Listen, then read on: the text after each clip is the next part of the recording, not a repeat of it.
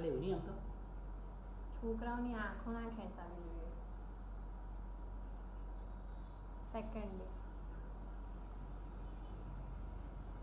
ના ખેંચે પણ આમ તો ક્લિયર મને તું પકડ દો. હું જઈશ ને એટલે થોડું કદાચ પાછું બ્રાઇટનેસ આવશે, ઇફેક્ટ આવશે.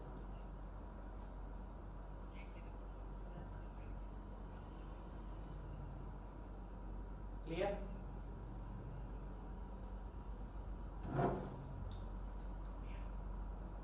બરાબર ને?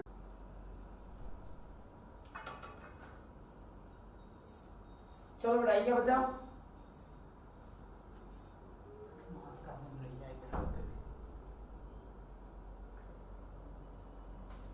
આવી ગયા બેટા બધા?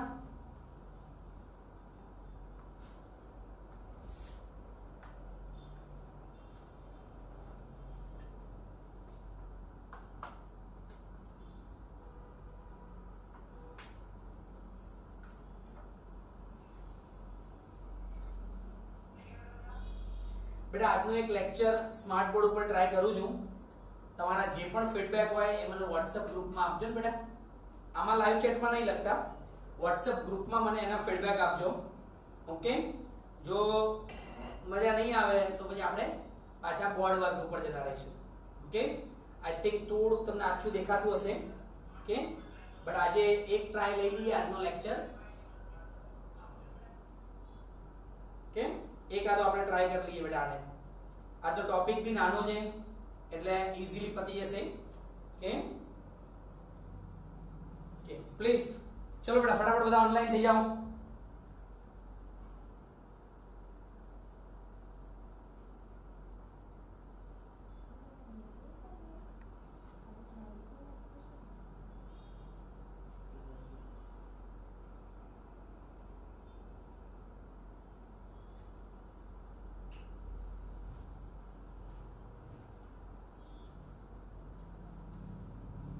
चलो बेटा फटाफट થઈ ગયા બધા ઓનલાઈન?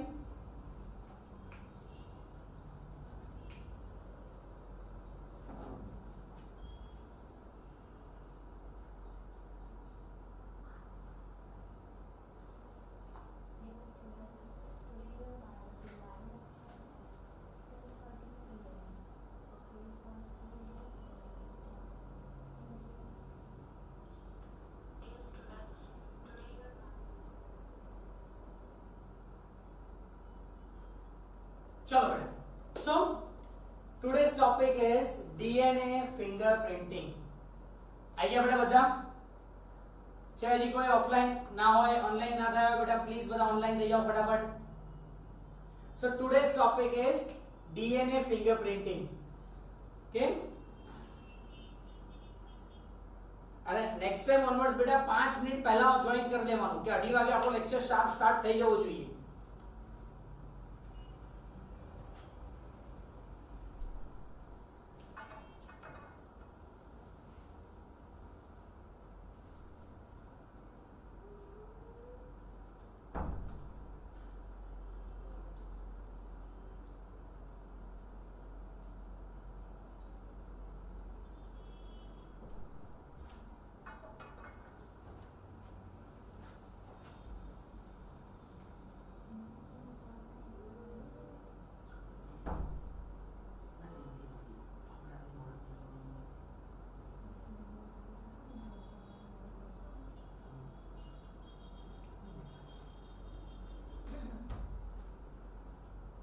चलो बेटा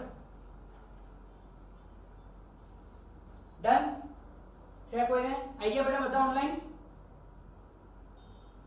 સ્ટીલ હજી 23 સ્ટુડન્ટ્સ જ કેમ ઓનલાઈન બતાવે છે?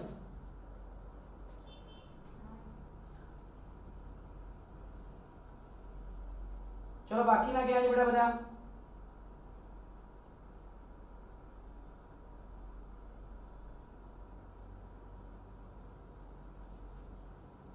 Okay, so now today's topic is DNA fingerprint. Okay, so what is DNA fingerprint? And it is the technique of determine the nucleotide sequence of certain area of the DNA which are unique to everyone. Means बेटा DNA fingerprinting में हम क्या करते हैं? To determine nucleotide sequence of certain area of DNA.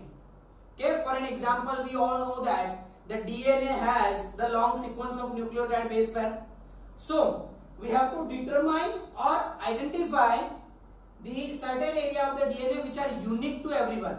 Means बेटा हम सबकी body में 99.9% genome are similar. Okay, but that 0.1% is differ and that is unique. वो हम सब में बेटा unique होता है. Now each person has a unique DNA fingerprinting. अब हम मेरी बॉडी में से बेटा कोई भी सेल ले लो.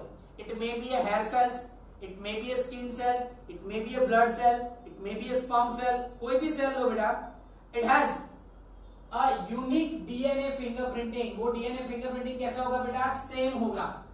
Unlike the conventional fingerprint that occurs only on the fingerprint and can be altered by surgery. Means बेटा जो simple fingerprint होता है हमारे hand पे, okay, that is conventional fingerprinting. And this is only present on the fingerprint. वो कहाँ पर होता है बेटा? सिर्फ और सिर्फ फिंगर पे ही होता है. Okay, but DNA fingerprint का क्या है कि वो बॉडी के कोई भी सेल में आप ले लो, DNA fingerprint क्या होता है? सेम होता है. And this fingerprint can be altered by surgery. ये बेटा हम सर्जरी करके इसको चेंज कर सकते हैं, बट डीएनए फिंगरप्रिंट कभी चेंज नहीं कर सकते. अगर आपने कहीं कुछ और किसी का मर्डर कर लिया या फिर आपने कुछ कर लिया और आपको अगर आपका फिंगरप्रिंट छुपाना है तो आप ये हाथ काट के फेंक सकते हो, पर डीएनए फिंगरप्रिंट आप कभी अल्टर नहीं कर सकते क्योंकि बॉडी के ईच एंड एवरी सेल्स में डीएनए फिंगरप्रिंट सेम होता है. मींस आप पूरी बॉडी को खत्म कर दो तभी आपका डीएनए फिंगरप्रिंट कैंसल यानी खत्म हो जाएगा बेटा. Okay, so DNA fingerprint is same for all cells. सब सेल के लिए बेटा डीएनए फिंगरप्रिंट क्या है? सिमिलर है. Now it is same for every cell like tissue, organ. It can not be change by any known treatment. अभी तक ऐसा कोई ट्रीटमेंट नहीं है बेटा जिससे हम डीएनए फिंगरप्रिंट चेंज कर सके. Clear? Now consequently the DNA fingerprint is rapid becoming the primary method of identifying distinguish the individual human being. अभी बेटा अगर हमको इंडिविजुअल ह्यूमन बींग्स को आइडेंटिफाई करना है तो this is the best method. Okay, DNA fingerprint. Second point है बेटा, an additional benefit of the DNA fingerprint technology is diagnose the inherent disorder in adult, children and the unborn babies.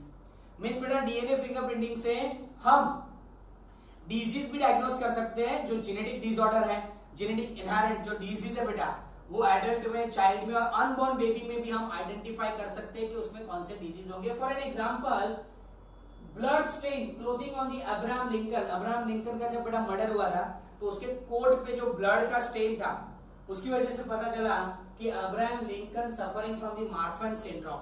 Abraham Lincoln suffering from the Marfan syndromes. Okay, और वो उसके blood stain में जो DNA था उसके basis पे पता चला था. तो DNA fingerprint is also responsible for diagnose the disease as well as it is responsible for treatment of the disease also. Okay, now क्या बेटा, तो आगे देखें कि प्रिंसिपल कैसे डीएनए फिंगरप्रिंट को परफॉर्म करना है. DNA fingerprint involve the identifying the different in the some specific region in the DNA sequence called as repetitive DNA. बेटा ये मेन पॉइंट है. एग्जैक्टली हमको क्या करना है? डीएनए फिंगरप्रिंटिंग को आइडेंटिफाई करना है. डीएनए फिंगरप्रिंटिंग में हमको क्या आइडेंटिफाई करना है? Repetitive DNA. Okay, so DNA fingerprint involve identifying difference in a specific region in the DNA sequence called as a repetitive DNA because in the same sequence or in this sequence small stretch of DNA is repeated many times. बेटा इसका मतलब कि simple आप सोचो sequence, तो that repeated sequence is identified. कितनी बार ये main M of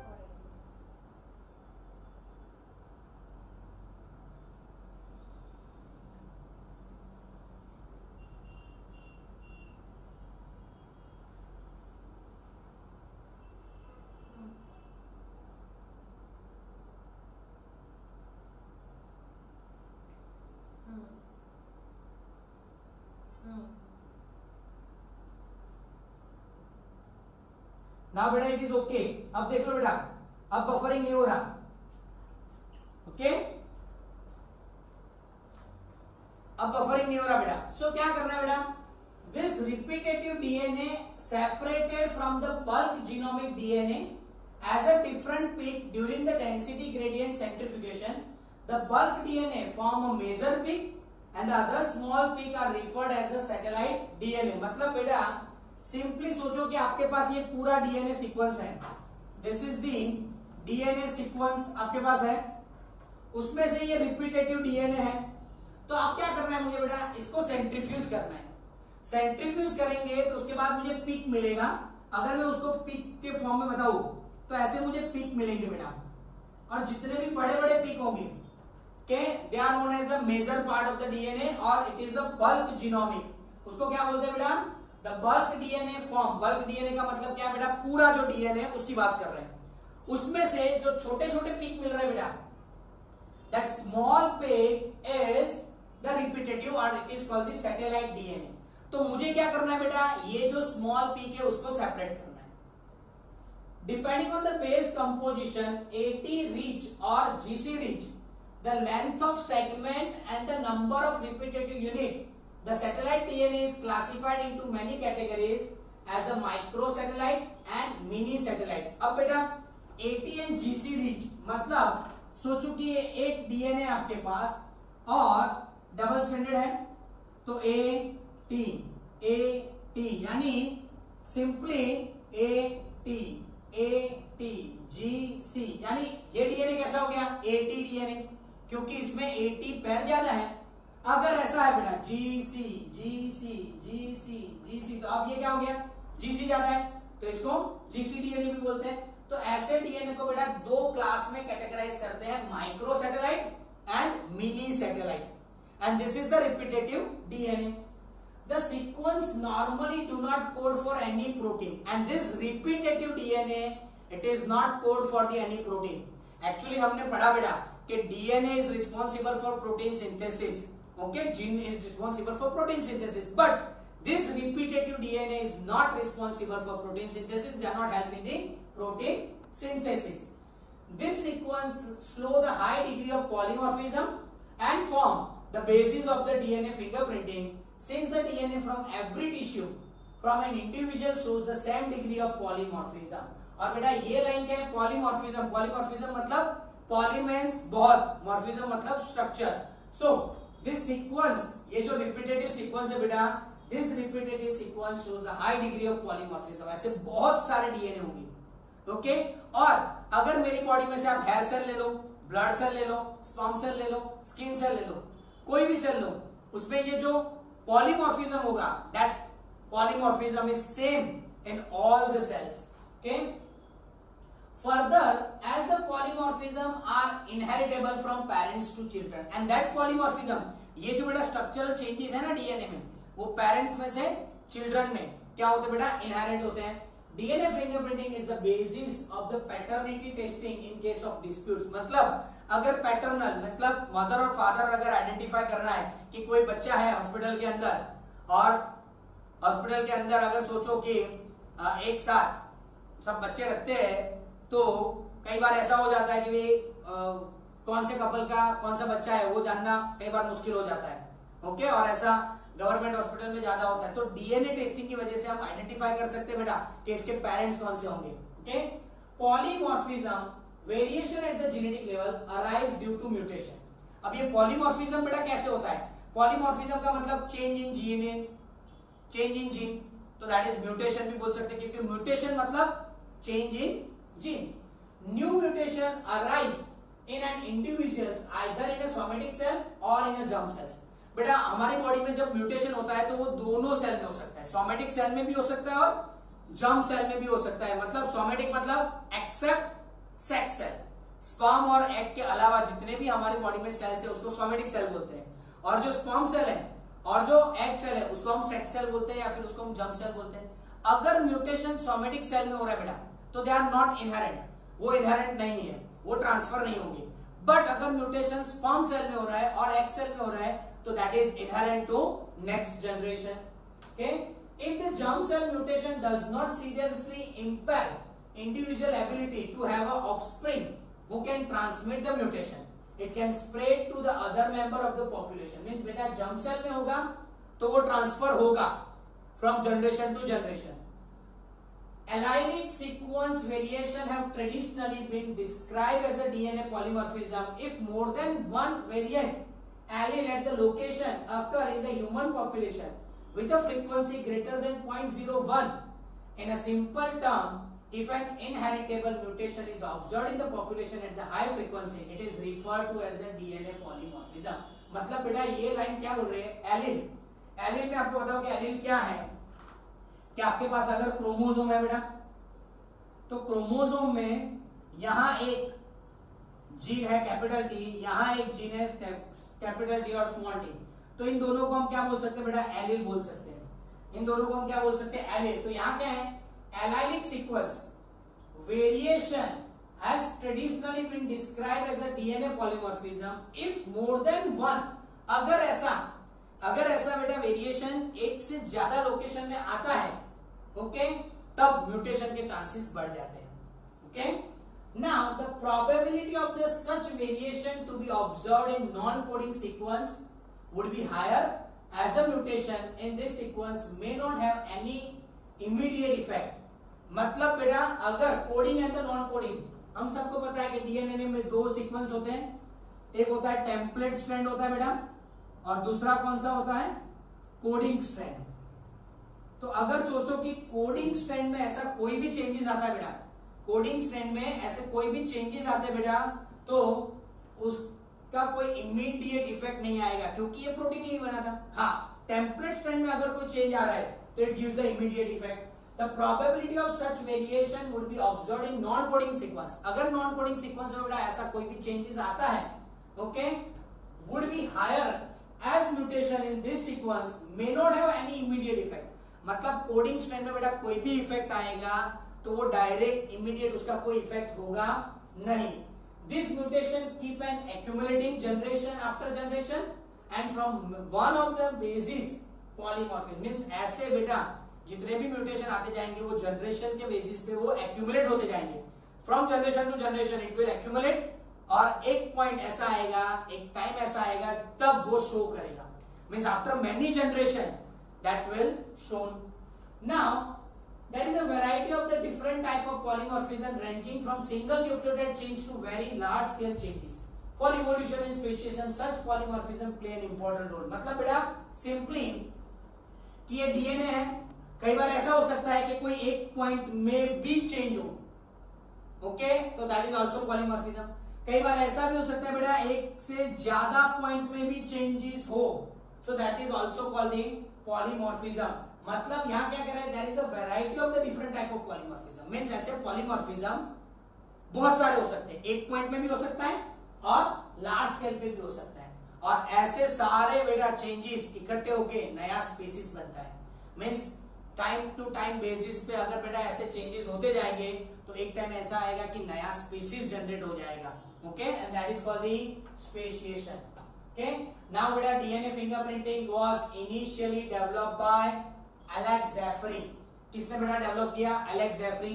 he used a satellite DNA as a probe that shows the very high degree of polymorphism. Means बेटा उसने ऐसा डीएनए यूज किया, सैटेलाइट डीएनए यूज किया जिसमें degree of polymorphism ज्यादा था, जिसमें चेंजेस ज्यादा थे. ऐसा डीएनए बेटा उसने यूज किया. It was called as a VNTR, और वो डीएनए जो सीक्वेंस था बेटा उसको क्या नाम दिया? Variable number of tandem repeat. क्या नाम दिया बेटा? Variable number of tandem repeat. मतलब जो सीक्वेंस है वो बार बार रिपीट हो रहा है, सीक्वेंस है वो बार बार रिपीट हो रहा है. The technique used earlier involve the southern blot hybridisation.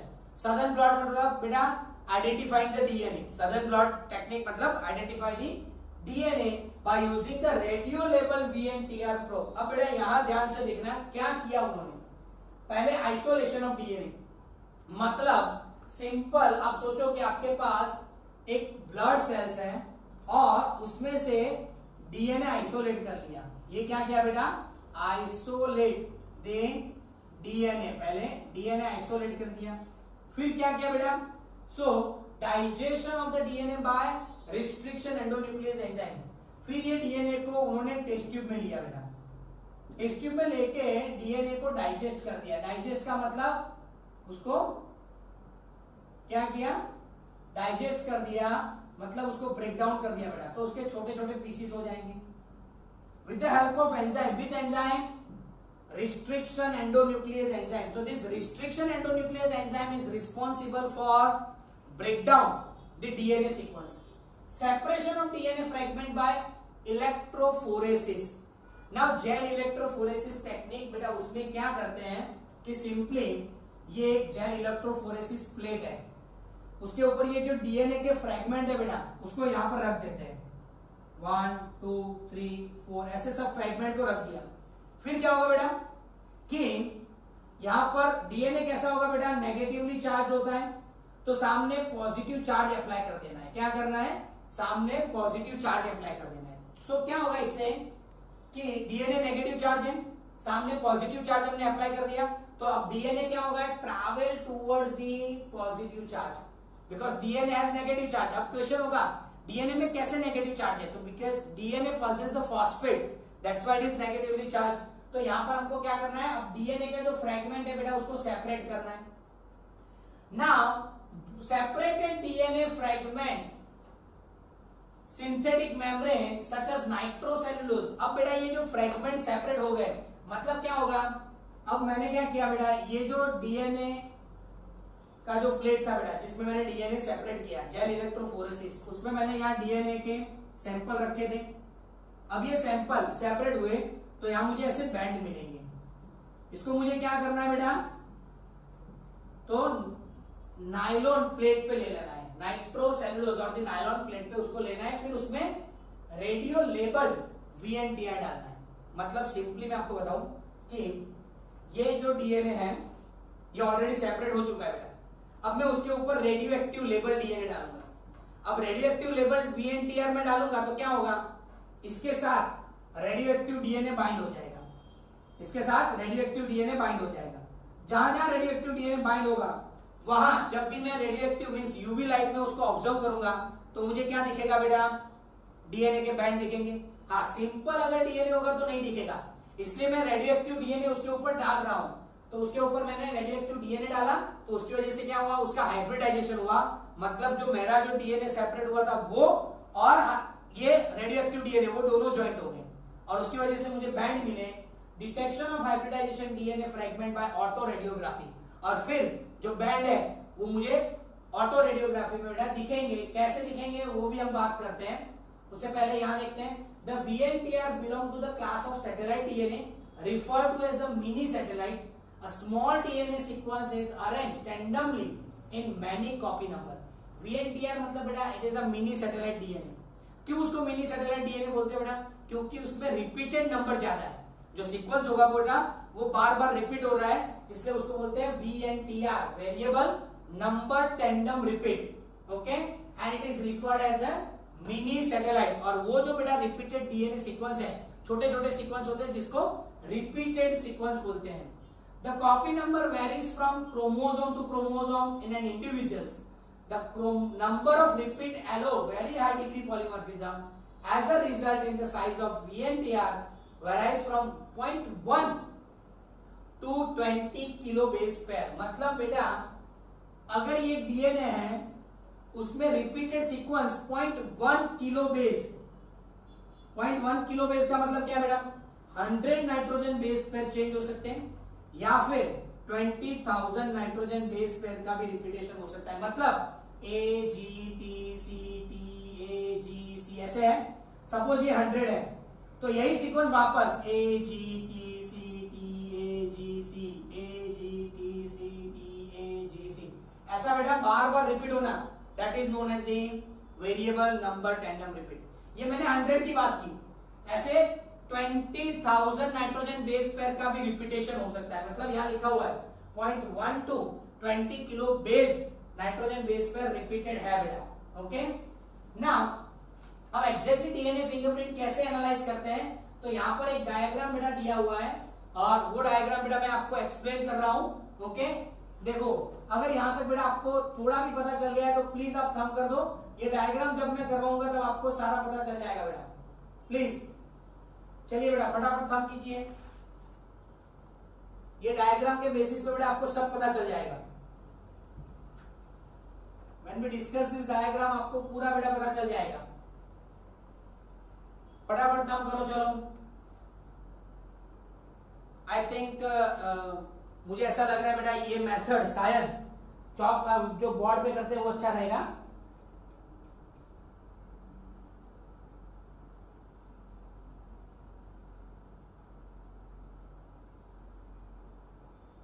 Thank you all of you.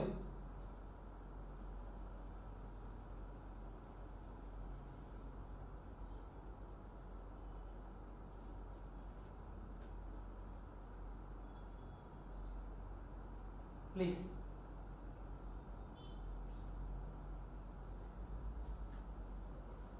Krishna madam एक बार देख लेना सब बच्चे थंब कर रहे हैं कि नहीं। ओके बेटा। सो अब मैं आपको डीएनए फिंगरप्रिंट जो भी चीज थी मैंने आपको बता दी फिंगरप्रिंट में क्या होता है, पर एग्जैक्टली आपके दिमाग में वो भी क्वेश्चन होगा कि सर ये डीएनए फिंगरप्रिंट होता कैसे है। तो देखो बेटा यहां पर दो DNA from individual A, DNA from individual B, और एक और चीज है बेटा यहां पर ये रहा DNA from individual C, crime scene. 3 DNA है मेरे पास। ये क्या बताया हुआ है इसमें जो एग्जांपल दिया है बेटा, इसका एग्जांपल क्या लिया है king crime scene. Crime scene का मतलब जहां पर भी अगर मर्डर हुआ है वहां से डीएनए मिला है, जहां पर भी मर्डर हुआ है वहां से डीएनए मिला है। और 2 सस्पेक्टेड है, किसने मर्डर किया, ए ने किया होगा या फिर बी ने किया होगा, किसी एक ने मर्डर किया है। तो मैं कैसे आइडेंटिफाई करूंगा कि भाई ये जो क्राइम एरिया है वहां से जो डीएनए मिला और ये ए और बी इंडिविजुअल है, जो 2 लोग वहां प्रेजेंट थे, किसी ने एक ने मर्डर किया है। ओके, तो मुझे कैसे पता चलेगा कि किसने मर्डर किया है। तो बेटा यहां क्या देखना है आपको, यहां मैं डायग्राम को थोड़ा छोटा कर देता हूं फिर आपको मैं बताता हूं।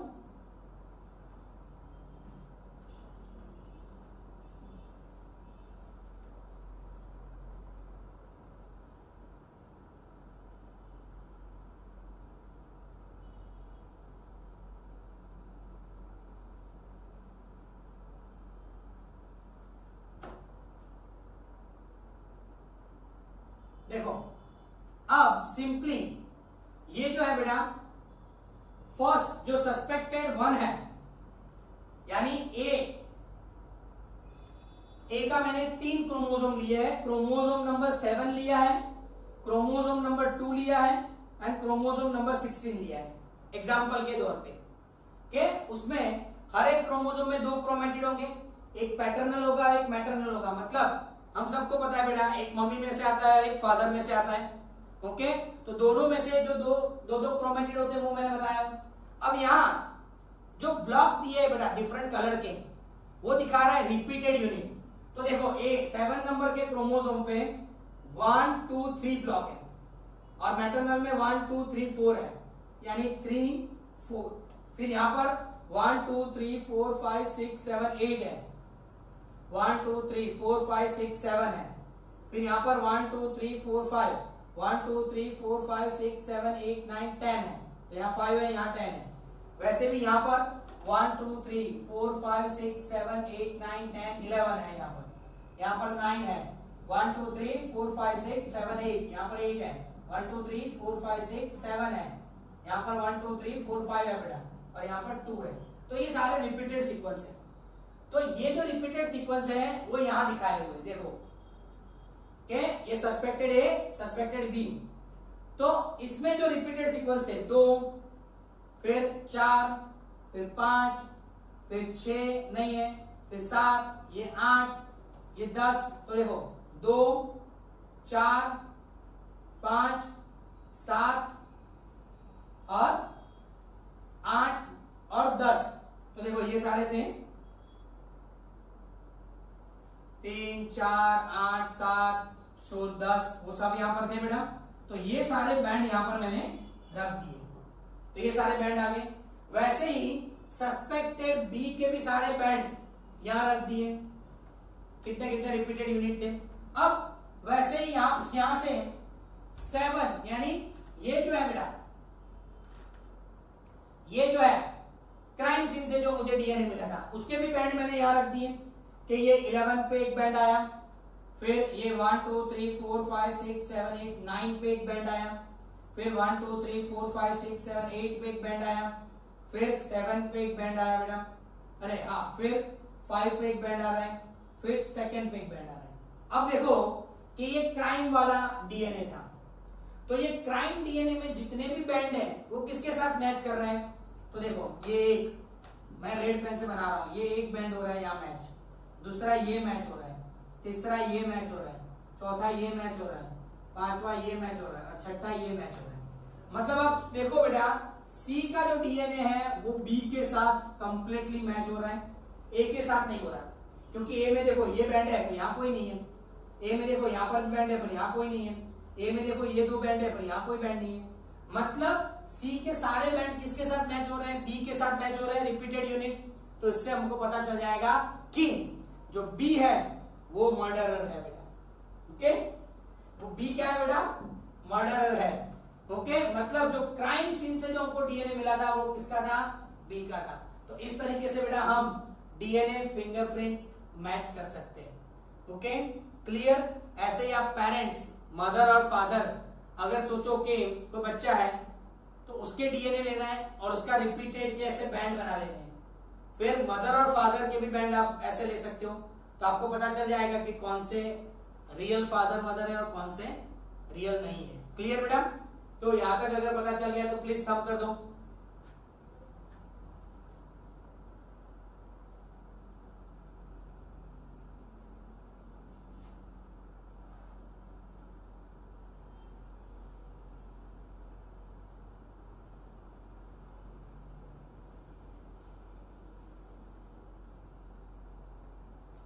बेटा हम नेक्स्ट टाइम से बोर्ड पे करेंगे। मुझे भी मैं जब भी मेरे मोबाइल में मैं देखता हूँ बेटा मुझे भी ऐसा ही लग रहा है। आज मैंने ट्राई किया but we will try on board, कि हम बोर्ड पे ही लेंगे बेटा। पर आई थिंक आप सबको यहाँ पर पता चल गया बेटा डीएनए फिंगरप्रिंटिंग। तो आज का लेक्चर हमारा नहीं बिगड़ना चाहिए, आप सबको पता चल जाना चाहिए कि मैं क्या आपको समझाने जा रहा हूँ बेटा। श्रेया मैं वापस एक्सप्लेन कर रहा हूँ बेटा, डोंट वरी, यही चीज बेटा मैं वापस एक बार एक्सप्लेन कर रहा हूं।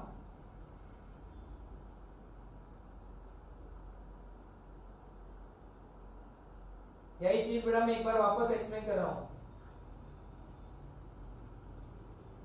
लाइट बंद करें एक्सप्लेन कर दो। ओके कवर लाइट बंद करें एक्सप्लेन कर दो एक बार, चलो।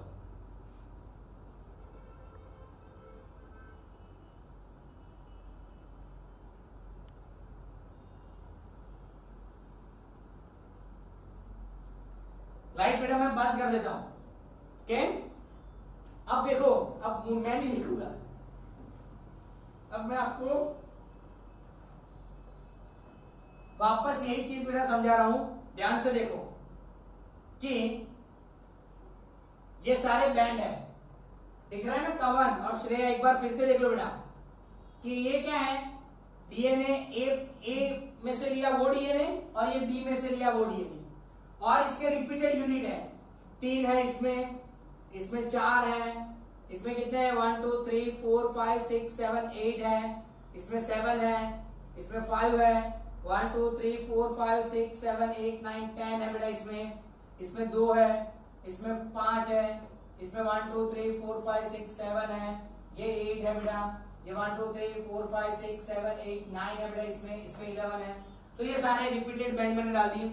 वही रिपीटेड बैंड बेटा यहां देखो, यहां वो बैंड ए बंदे में से और बी बंदे में से जो रिपीटेड यूनिट था, 3 नंबर में रिपीटेशन था, 4 नंबर में रिपीटेशन था, ओके। तो देखो ये रहा 3 और 4 आ गया, 3 और 4 का बैंड मैंने दिखा दिया।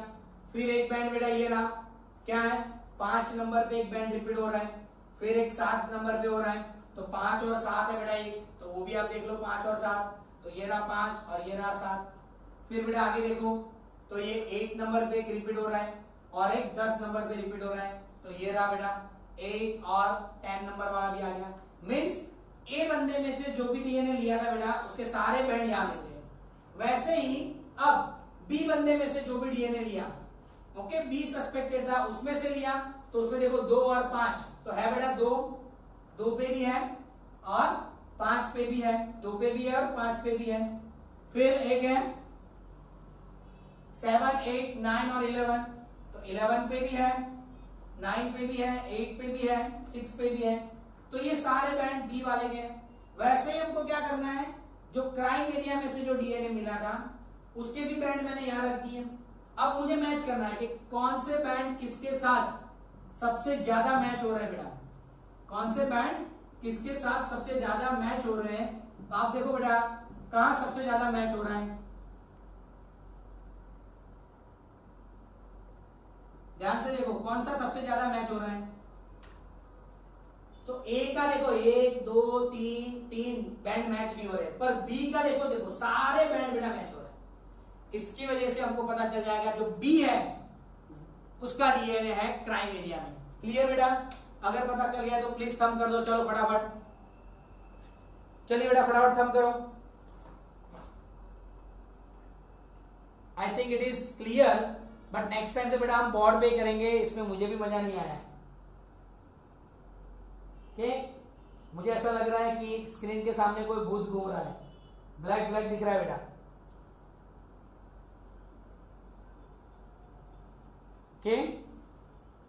तो हम बोर्ड पे करेंगे बेटा, डोंट वरी। ये एक लेक्चर ट्रायल एरर पे हमने ले लिया, पर आप सबको पता चल गया ना बेटा डीएनए फिंगरप्रिंटिंग। सो नाउ यहां पर बेटा आपका ये चैप्टर फिनिश हो गया बेटा, तो आपका ये चैप्टर बेटा यहां पर फिनिश हो गया। क्लियर, तो हमारे चैप्टर नंबर 1 2 3 4 6 फिनिश हो गया, और दूसरे कितने चैप्टर हमने फिनिश कर लिए, 8 9 और 10। ओके, अब बेटा हम जो चैप्टर लेने वाले हैं वो है इवोल्यूशन, या फिर 13 14 15 16। वो सारे बेटा चैप्टर कैसे आपको पता है कि वो सारे के सारे चैप्टर एनवायरमेंटल साइंस के हैं। तो मैं भी वही सोच रहा हूं कि वो एनवायरमेंटल साइंस वाले जो चैप्टर है वो आप घर पे बैठे इजीली पढ़ सकते हो, तो वही चैप्टर हम यहाँ करेंगे बेटा।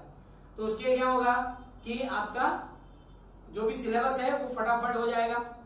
ओके, तो अब हम शायद देख लेता हूं कौन से चैप्टर लेंगे, बट कल बेटा आपका कोई लेक्चर नहीं है, पर कल आपका जूम पे वेबएक्स पे एक मीटिंग होगा बेटा मेरे साथ। 2:30 बजे आपका एक मीटिंग होगा जिसमें हम डिस्कस करने वाले हैं कि अब जैसे हमारा एग्जाम होगा और नेक्स्ट वीक से बेटा आपका पीसीबी फिजिक्स केमिस्ट्री बायोलॉजी जो हम एवरी 15 डेज लेते थे ना बेटा नीट का एग्जाम, वो भी आपका हम नेक्स्ट वीक से स्टार्ट कर रहे हैं, यानी करीबन 10 जुलाई के बाद।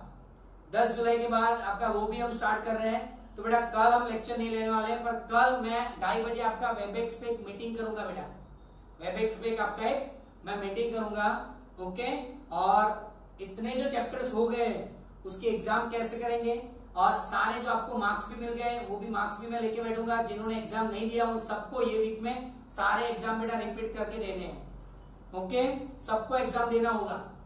और मैंने आपको एक ईमेल आईडी भी बनाने के लिए बोला था, शायद सबका ईमेल आईडी आ गया है बेटा। तो आज शाम को आपको आपके ईमेल आईडी पे बेटा जो ईमेल आईडी आपने सबमिट किया है जो आपके नाम से है बेटा, उस पे आपको एक मेल आएगा ज्वाइन करने के लिए। तो आपके नए क्लासरूम में आपको ज्वाइन करना है बेटा। ओके, पुराना क्लासरूम आज शाम से बंद हो जाएगा। आज का होमवर्क है आप पुराने क्लासरूम में डाल देना, पर कल से बेटा नया क्लासरूम ही आपको ऑपरेट करना रहेगा। Okay, thank you, have a good day. तो बेटा ये स्ट्रीम मैं यहीं पर फिनिश कर रहा हूं। Thank you.